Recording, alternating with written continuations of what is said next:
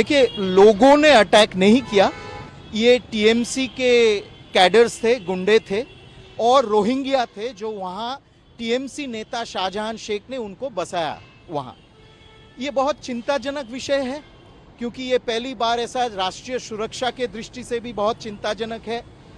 ये जो इन्वेस्टिगेशन हो रहा है ये सुप्रीम कोर्ट और कलकत्ता हाई कोर्ट द्वारा मॉनिटर्ड निर्देशित इन्वेस्टिगेशन है और ये राशन घोटाला 30% राशन जो कि बंटन करना चाहिए था पीडीएस दुकानों के माध्यम से 30% राशन जो है ये आम बाजार में इसको बिक्री किया गया और ये तृणमूल कांग्रेस के जो नेता थे इन लोगों ने किया, मंत्री उस समय के जो मंत्री थे उन्होंने किया।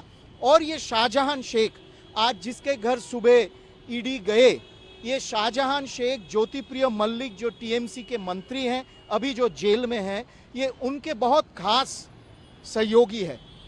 खास सहयोगी इनके हैं अभिषेक बनर्जी, तृणमूल कांग्रेस के जनरल सेक्रेटरी, इनके भी खास हैं और ममता बनर्जी का संपूर्ण आशीर्वाद, संपूर्ण प्रोटेक्शन इस शाहजहां शेख को मिलता है।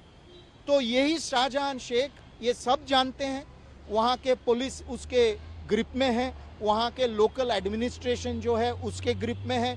ये सब जानते हैं कि ये नॉर्थ 24 परगना, संदेश खाली जो है और सुंदरबन जो है, ये पूरा इलाका पकड़ के इसका बहुत सारे अवैध कारोबार चलता है।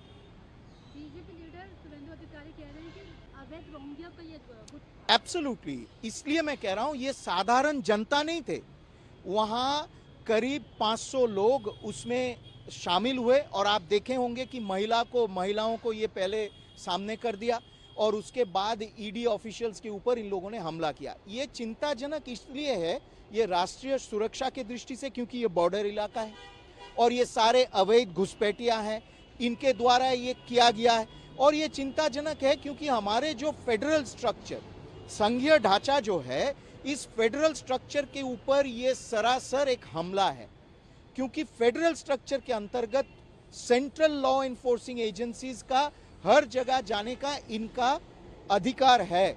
ये अधिकार को चुनौती न सिर्फ ये राजनीतिक रूप से दिया शाहजहां शेख, ये हमला किया इनके ऊपर और आपने देखा होगा बहुत बुरी तरीके से इनको पीटा गया।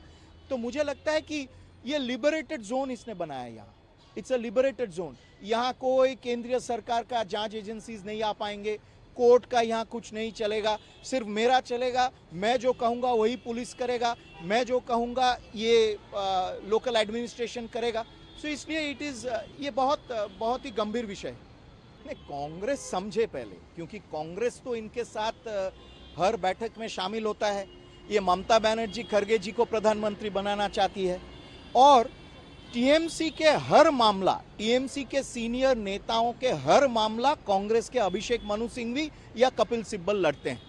तो कांग्रेस जाने ना कि किन के साथ इन लोगों ने हाथ मिलाया।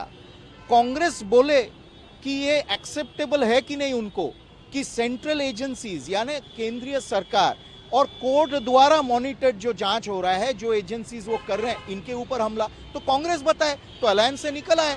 Is this the kind of alliance they want to bring about in future? यही ऑल्टरनेटिव वो लोग दे रहे हैं देश को कि ऐसा ऑल्टरनेटिव खड़ा करेंगे जहां लोग पीटेंगे हमारे ऑफिसर्स को, जहां आधिकारिक को पीटेंगे, जांच एजेंसीज को पीटेंगे, where people will take law into their hands.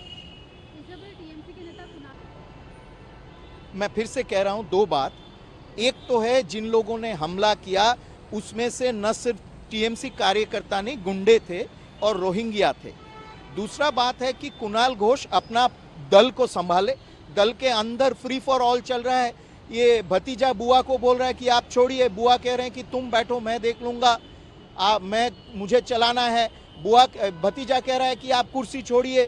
तो ये पिछले एक हफ्ता से टीएमसी के नेता एक के बाद एक के ऊपर आरोप, सार्वजनिक तौर पे आरोपबाजी कर रहे हैं।